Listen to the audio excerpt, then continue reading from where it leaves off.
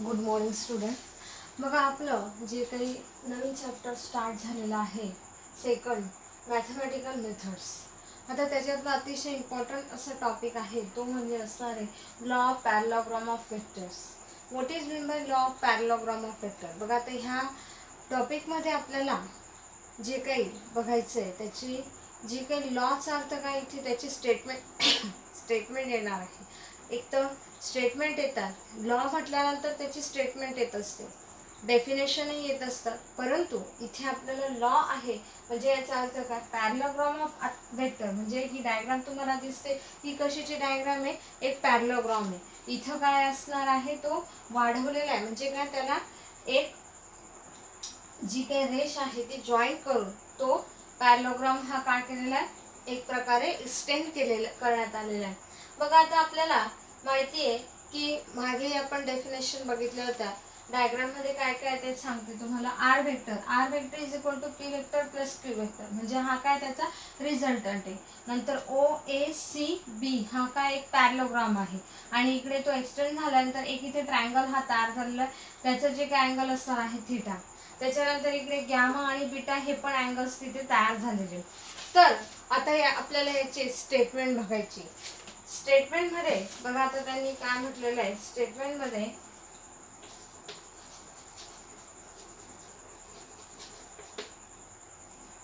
If two vectors of the same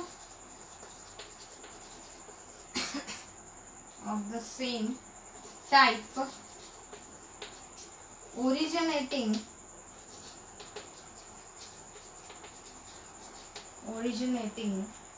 from the same point are represented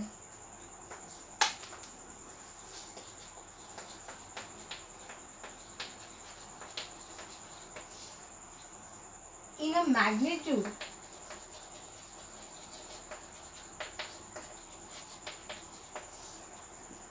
and direction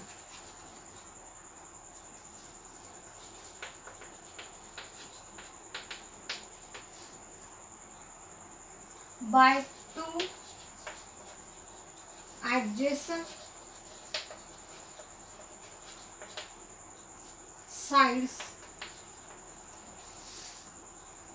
of a parallelogram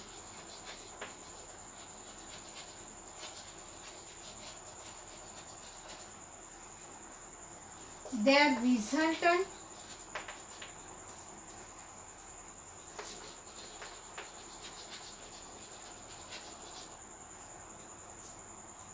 vector is given in a magnitude and direction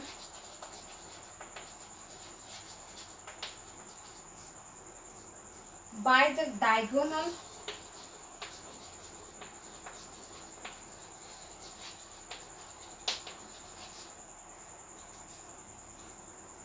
of the parallelogram.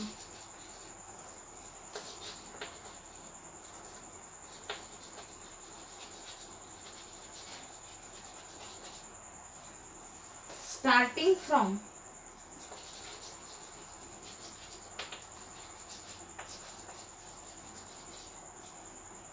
the same point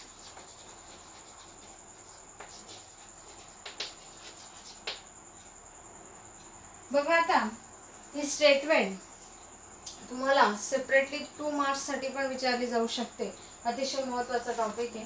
बघा if two vector म्हणजे जर समजा दोन vector घेतले of the same type म्हणजे काय सारख्या टाइपचे जे originating from the same point जे सारख्या पॉइंट मधून काय झालेले आहेत ओरिजिनेट म्हणजे काय त्यांचा उगम म्हणजे तिथून त्यांची सुरुवात झालेली आहे are represented in a magnitude.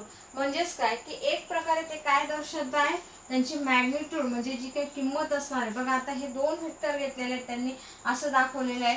एक आहे तर हा पी वेक्टर आहे आणि इकडे क्यू वेक्टर आहे, आणि हे दोन वेक्टर एकाच पॉइंट मधून म्हणजेच काय ओ पॉइंट मधून एक प्रकार ओरिजिनेट झालेले आहेत. आणि मग त्याच्यानंतर R vector is equal to P vector plus Q vector. म्हणजेच काय एक प्रकारे ते काय दर्शवत आहे, represented in a magnitude and direction by two adjacent side of parallelogram.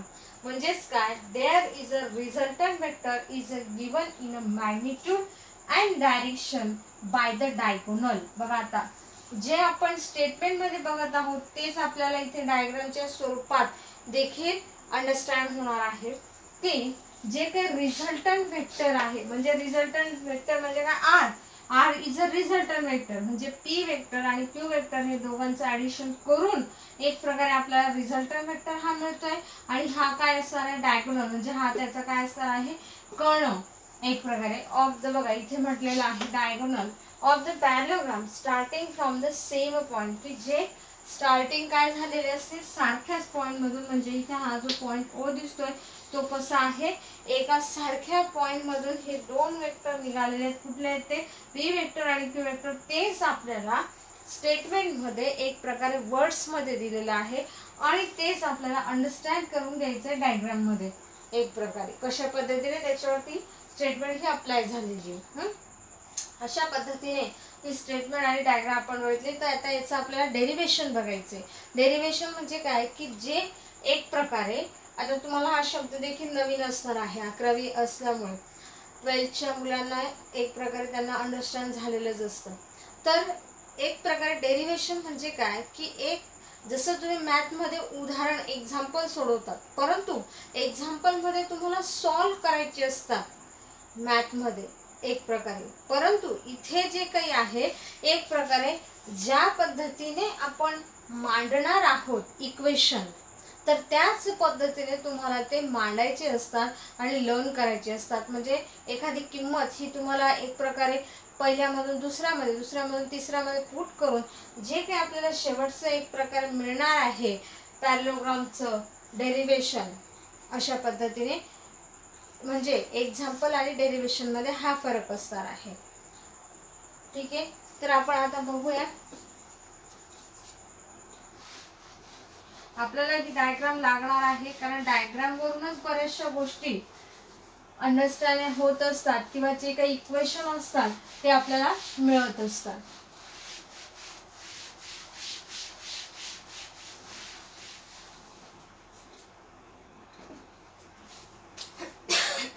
बघा आता डायग्राम मध्ये आपल्याला काय काय दिलेलं आहे बघा. In figure vector O A vector is equal to P vector and vector O B vector is equal to Q vector. त्यानंतर वेक्टर अजून O C vector is equal to R vector is a diagonal. म्हणजे हे जे काही आहे, जर समजा तुम्हाला ओ ए ची किंमत सांगितली तर बघा ओ पासून ए म्हणजेच हा काय असणार आहे पी वेक्टर, त्याच्यानंतर ओ पासून बी सांगितलं तर क्यू वेक्टर. अशा पद्धतीने मग vector is equal to R vector is R vector हा कसा आहे एक प्रकारे डायगोनल आहे. त्याच्यानंतर बघा आता to find the magnitude of R vector, म्हणजे आपल्याला ह्या डेरिव्हेशन मध्ये फाइंड आउट काय करायचं आहे तर रिझल्ट म्हणजे काय आर याची मॅग्निट्यूड आपल्याला फाइंड आउट करायची. मग आता आपण स्टेप बाय स्टेप बघू. In a right angle triangle O D C मध्ये आपण विचार करू. बघा आता ओ कुठून आहे ओ, त्याच्यानंतर डी आणि सी हा कसा आहे राईट अँगल आहे, म्हणजे एक प्रकारे काटकोन त्रिकोण आहे. मग आता याच्यामध्ये आपण जर विचार केला तर आपण इथे जो काही पायथागोरसचा जो काही थेरम आहे तो इथे अप्लाय होणार आहे. बघा in a right angle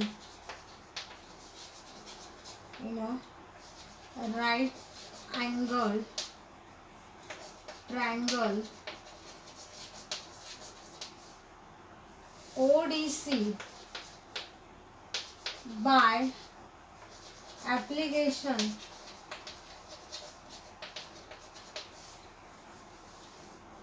bye Pythagoras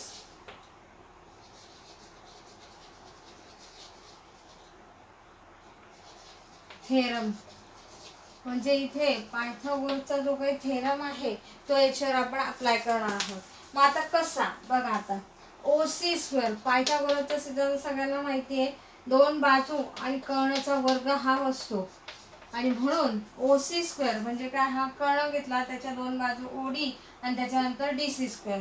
त्याच्यानंतर आता बघा इथे काही व्हॅल्यू आपल्याला मांडायचे आहेत. आता ओडी स्क्वेअरचा जर विचार केला बघा, आता इथून तर इथपर्यंत हा कसा तयार झाला, ज्यावेळेस ओए प्लस एडी ज्यावेळेस आपण कंबाईन करू तर त्यावेळेस म्हणजे त्या पद्धतीने आपल्याला ती व्हॅल्यू त्याच्यामध्ये टाकायची आहे ओडीची. म्हणजे इथे कसे लिहिणार मी, ओए प्लस एडी मिळून हा काय तयार झालेला आहे, ओडी तयार झालाय, plus DC square as it is ठेवला जसंच्या तसा.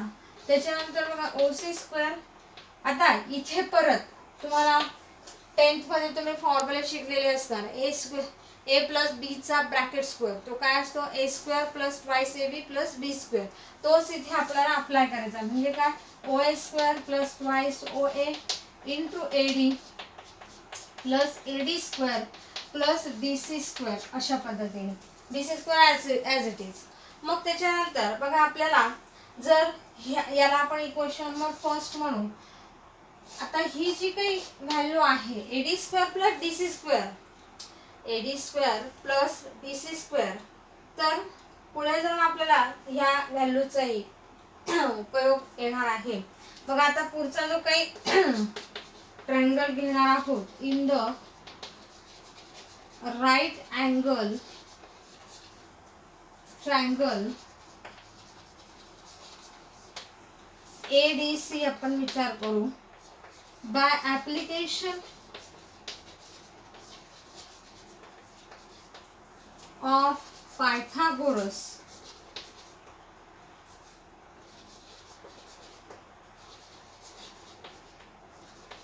थेरम. म्हणजे आता आपण आता कुठल्या याच्यामध्ये विचार करणार आहोत, राईट अँगल ADC मध्ये, ADC फक्त एवढ्या राईट अँगल ट्रायंगल मध्ये आपण विचार करणार आहोत. मग तिथे देखील आपण कुठला थेरम यूज करणार आहे, पायथागोरसचा. मग बघा आता याच्यामध्ये डायगोनल कुठला आहे, ACM, बरोबर आहे. म्हणून मग AC square is equal to त्याच्या दोन बाजू AD स्क्वेअर त्याच्यानंतर DC स्क्वेअर हे. मग आता इथे आल्यानंतर तुम्हाला याला आपण इक्वेशन नंबर 2 म्हणू. इक्वेशन नंबर 2 मिळाल्यानंतर बघा आता इथे तुम्हाला एसी याची जी काही व्हॅल्यू आहे काय दिसते बघा. आता इथे ही जी व्हॅल्यू दिसते AD square plus DC square, इथे पण दिसते तुम्हाला. ओके, व्हॅल्यू कशा पुट करायच्या यालाच आपण डेरिव्हेशन म्हणत असतो, कुठे कशा पद्धतीने. मग आता ही व्हॅल्यू कशाची आहे, एसी ची आहे. म्हणजेच ही व्हॅल्यू एक प्रकारे इथे दिसते तुम्हाला, इथे दिसते, म्हणजे ही आपण काय करू शकतो, इथे पुट करू शकतोय.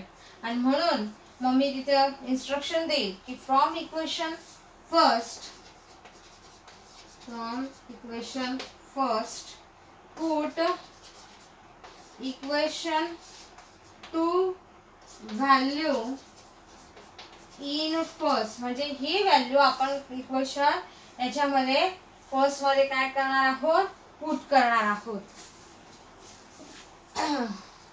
आपल्याला डायग्राम लागत जाणार आहे म्हणून मी डायग्राम पुसत नाही, कारण त्याच्यावरूनच तुम्हाला एक प्रकारे समजवायचंय. मग आता आपण इक्वेशन फर्स्ट आणि सेकंड पर्यंत आलो. त्याच्यामध्ये आपल्याला ती व्हॅल्यू पुट करायची आहे. पुट केल्यानंतर मग आपल्याला काय व्हॅल्यू काय इक्वेशन मिळणार आहे ते बघू आपण. बघा आता OC square is equal to OA square plus twice OA into AD plus AC square. Okay, ती व्हॅल्यू पुट केल्यानंतर मग आपण याला इक्वेशन नंबर 3 म्हणू. इक्वेशन नंबर 3 मिळाल्यानंतर ऑल्सो मग आता याच्यामध्ये ज्या ज्या व्हॅल्यू म्हणजे जसं OA ची व्हॅल्यू आपण काय घेऊ शकतो, P वेक्टर. जसं आपण OB ची व्हॅल्यू काय घेऊ शकतो, Q वेक्टर. मग आता त्या व्हॅल्यू आपण लिहून घेऊ. बघा आता OA वेक्टर काय घेऊ शकतोय, P वेक्टर. त्याच्यानंतर कारण आपल्याला हे व्हॅल्यू पुट करायची आहे म्हणून त्याच्यानंतर AC वेक्टरची व्हॅल्यू काय घेऊ शकतोय, ओबी वेक्टर, त्याला आपण काय म्हणणार आहे, क्यू वेक्टर. बघा आता एसी आणि ओबी हे कशा आहे, एकमेकाच्या समोरासमोरील बाजू ह्या समान असतात आणि म्हणून त्याची व्हॅल्यू, जर हा क्यू आहे तर हा पण मी क्यू म्हणू शकते. अँड त्याच पद्धतीने OC vector is equal to R vector. मग आता ह्या ज्या त्यानंतर बघा ट्रायंगल, अजून ट्रायंगल मध्ये विचार करायचा आहे आपल्याला. एडीसी मध्ये बघा आता एडीसी ट्रायंगल दिसतोय तुम्हाला, एडीसी. तर ह्या ट्रायंगल मध्ये जर विचार केला, बघा आता इन ट्रायंगल एडीसी मध्ये जर विचार केला, तर तुम्ही 10th मध्ये ज्यावेळेस जॉमेट्री मध्ये बघितलं असेल की कॉस थिटा आणि साइन थिटाचे व्हॅल्यू ह्या काय असतात, तर एक प्रकारे कॉस थिटा हा काय असतो, एडी अपॉन एसी, म्हणजेच काय की कोणा लगतची बाजू छेद करणं, आणि साइन थिटा काय असतो, कोणा समोरील बाजू छेद करणं. तर अशा पद्धतीने ह्या नियमानुसार आपण कॉस थिटाची जी काही व्हॅल्यू असणार आहे ती बघा, कॉस थिटाची व्हॅल्यू कोणा लगतची बाजू काय असणार आहे, एक प्रकारे एडी. बघा आता ही जी काही लगतची बाजू, म्हणून मी एडी घेतला आणि त्याचा कर्ण म्हणजे काय, एसी, म्हणजे एडी अपॉन एसी हा येईल. त्यानंतर therefore मग आता बघा एडी इज इक्वल टू, मग मी यावरून एडीची व्हॅल्यू मिळवू शकते, हा एसी याला काय होईल, मल्टिप्लाय होईल, एसी कॉस थिटा. मग आता ह्या जेवढ्या व्हॅल्यू मी मिळवलेल्या आहे इथून आणि त्याच्यानंतर इथून, या सर्व व्हॅल्यू मी कशामध्ये पुट करणार आहे, एक प्रकारे दिस व्हॅल्यू पुट इन इक्वेशन. बघा आता मी इन्स्ट्रक्शन देते की above value put in equation 3, म्हणजे इक्वेशन 3 मध्ये मी या सर्व व्हॅल्यू पुट करेन. मग आपल्याला इक्वेशन 3 बघा इथे दिसतंय, ओए नंतर ट्वाइस, जेवढे असे स्क्वेअर असेल तर स्क्वेअर करायचा, नसेल तर मग तीच व्हॅल्यू तशी ठेवायची. बघा आता त्यानंतर सुरुवातीला काय ओसी ची व्हॅल्यू बघा आपण काय घेतलेली आर, मग तीच मी इथे टाकली, म्हणजे हा काय आर स्क्वेअर येईल. त्याच्यानंतर ओएची व्हॅल्यू काय पी, मग मी इथे पी टाकली, त्याचा स्क्वेअर आहे. त्याच्यानंतर इकडे प्लस ट्वाइस ओएची व्हॅल्यू परत काय पी ती टाकली, ओके. त्याच्यानंतर प्लस पी नंतर बघा अजून कुठला आहे, एडी कुठे दिसतोय तुम्हाला, हा इकडे आपण मिळवलाय बघा, एसी कॉस थिटा.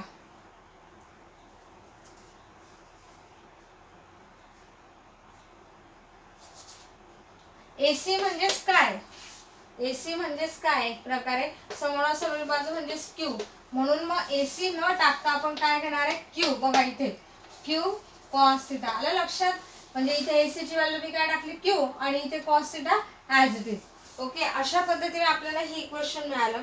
मग आता ह्या इक्वेशनला तुम्हाला काय करायचंय, एक प्रकारे स्क्वेअरिंग करायचं. मग स्क्वेअरिंग केल्यानंतर देअरफॉर म्हणजे हा आर इज इक्वल टू ह्या बाकीच्या सर्व व्हॅल्यू स्क्वेअर रूट मध्ये येतील, म्हणजेच काय पी स्क्वेअर प्लस ट्वाइस इथे एक व्हॅल्यू राहून गेलेली दिसते आपल्याला, क्यू स्क्वेअर, हा O A square plus AC square. AC स्क्वेअरची व्हॅल्यू बाकी आपली अजून एक इथे टाकायची. एसी स्क्वेअर म्हणजेच काय बघा, हा क्यू स्क्वेअर, शेवटची लास्ट टर्म बाकी राहिलेली होती, इथपर्यंत आपण काढलं. मग आता बघा, मग मी काय करते, हा क्यू पण जवळ घेऊन घेते, P square plus Q square plus twice P vector Q vector cos theta as it is, म्हणजे सगळे स्क्वेअरिंग मध्ये आले. ते आल्यानंतर बघा आता याला आपण इक्वेशन नंबर 4 म्हणू. इक्वेशन नंबर 4 मिळाल्यानंतर आपल्याला आता इथे एक प्रकारे जो काही मॅग्निट्यूड ऑफ रिझल्टंट वेक्टर हा मिळालेला आहे, परंतु आपल्याला जे काही तुम्हाला इथपर्यंत जरी इक्वेशन आलं तरी सफिशियंट आहे, कारण आपल्याला फाइंड आउट काय करायचं होतं, रिझल्टंट, ओके. परंतु जर समजा पुढे तुम्हाला क्वेश्चन वाढवला असेल की अल्फा काढा, नंतर गॅमा काढा, नंतर बीटा काढा, तर त्यावेळेस कसं तुम्ही फाइंड आउट करणार, तर त्यावेळेस तुम्हाला ट्रायंगल ओडीसी चा विचार करावा लागेल. मग आता बघा टॅन अल्फा, जसं आपण कॉस थिटा बघितला, बघा टॅन काय असतो, sign theta upon cos theta, म्हणजेच काय टॅन थिटा असतो. म्हणजे आता बघा एक प्रकारे टॅन थिटा काय असतो, sign theta upon cos theta. आता ह्या सर्व ज्या काही टर्म्स आहेत त्या तुमच्या मॅथमध्ये होतील. जेव्हा तुमचं जे काही चॅप्टर येईल मॅथमध्ये त्या टर्म्स तुमच्या रिलेटेड टू असतील आणि त्यास काही फॉर्म्युले किंवा ज्या टर्म्स आहेत त्या फिजिक्समध्ये अप्लाय होत असतात. मग आता sign theta upon cos theta, मग त्याच पद्धतीने आता साइन थिटा म्हणजेच काय असते, कोणा समोरची बाजू छेद करणं, आणि कॉस थिटा काय असतो, कोणालगतची बाजू छेद करणं. आणि यावरून म्हणून टॅन थिटाची जी काही व्हॅल्यू आहे बघा, आता कर्ण कर्ण काय होतील, गेट कॅन्सल. म्हणजेच काय की कोणासमोरची बाजू म्हणजे या अल्फाची जी काही समोरची जी काही बाजू असणार आहे ती आपल्याला घ्यायची आहे.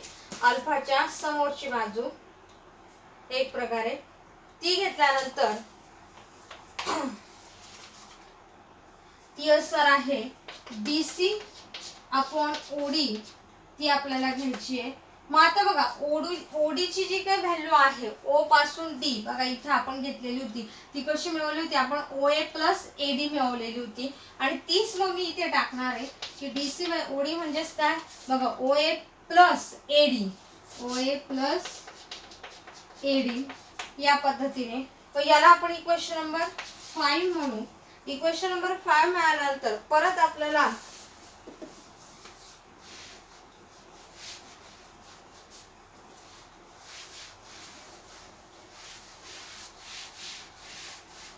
इक्वेशन आपण 5 पर्यंत आलेलो आहे. इक्वेशन 5 मिळाल्यानंतर आपल्याला फ्रॉम द फिगर बघा परत sine theta is equal to DC upon AC. मग आता बघा साइन थिटा म्हणजेच काय की कोणा बघा थिटा म्हणजे हा ह्याच्या समोरची बाजू. ओके, समोरची बाजू काय आहे DC दिसते तुम्हाला. त्याच्यानंतर कर्ण म्हणजे काय हा AC. म्हणजे ही व्हॅल्यू मी DC अपॉन AC इथं घेतली. ओके, मग त्यानंतर आपल्याला काय काढायचं आहे बघा, आता आपल्याला DC ची व्हॅल्यू काढायची. म्हणून मी DC बघा इथे DC आलेला आहे, याला हा AC काय होईल इथे मल्टिप्लाय AC इकडे साइन थिटा तो येईल. आणि त्यानंतर आता AC म्हणजेच काय आहे बघा, AC म्हणजे याच्या समोरची बाजू म्हणजे हा Q आहे. म्हणजे मग मी इथे टाकेल Q साइन थिटा.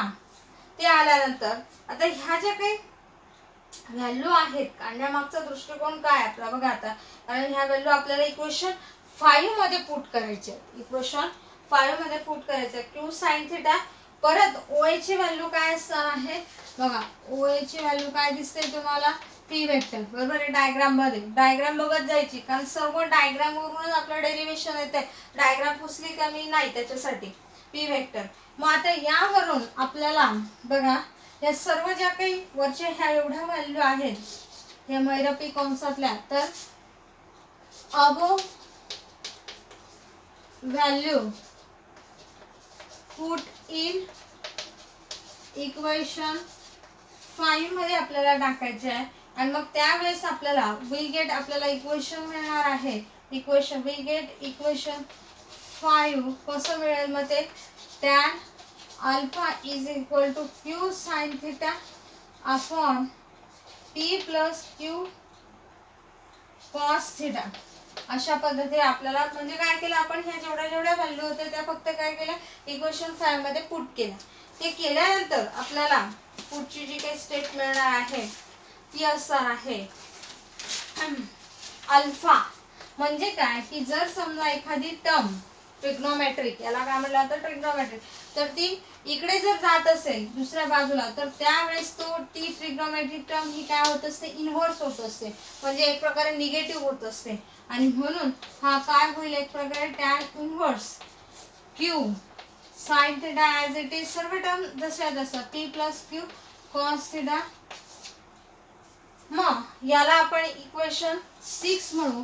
इक्वेशन 6 नंतर आता equation 6 gives a direction of resultant vector. म्हणजे आपल्याला इक्वेशन 6 हे काय दर्शवतंय, तर इक्वेशन 6 हे काय म्हणजे देत आहे एक प्रकारे, gives us the direction of resultant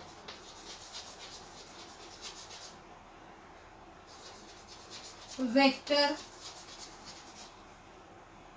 R. अशा पद्धतीने आपण जसं अल्फा काढला त्याच पद्धतीने आपण बीटा देखील काढणार आहोत. यावरूनच एक प्रकारे मग बीटा कसा येईल, beta is equal to tan inverse, same असतील व्हॅल्यू पी, क्यूच्या ऐवजी मग फक्त इथे काय येणार आहे, पी येणार आहे.